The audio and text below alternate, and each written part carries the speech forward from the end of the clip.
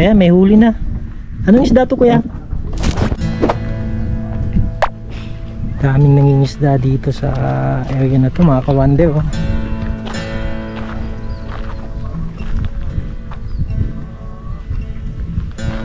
Wala pa gang huli tayo? Ano gang usually nga nahuli dito? Tilapia. Dugong, talapang dugong. Tilapyang dugong. Bangus meron din. Ay, salamat. Doon na banda.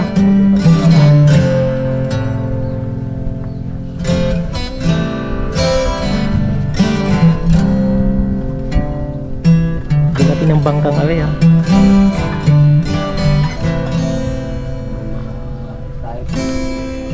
Oo nga. So mga kawander, ito yung example ng fish pen. Usually dinadala nila to dun sa may pinakalaot mismo. Tapos sa baba niyan, lalagyan nila ng net para hindi makalabas yung mga inaalagaan nilang isda.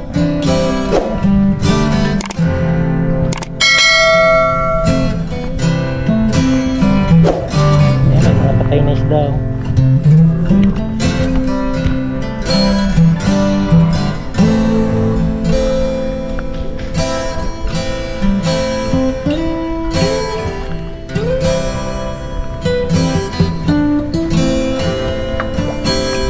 Ayan, may huli na. Anong isda to, kuya? Dugong.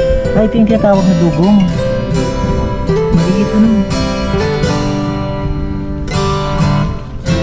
Ano yung pamain na ginagamit siya, kuya? Ay, yung bulati.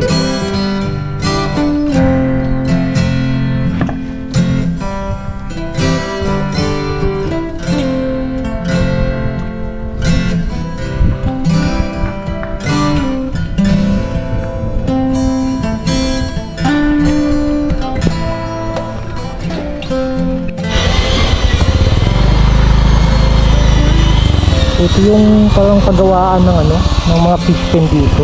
Ang lalaki ng mga tubo, oh. Tapos dito pinagpuputol-putol.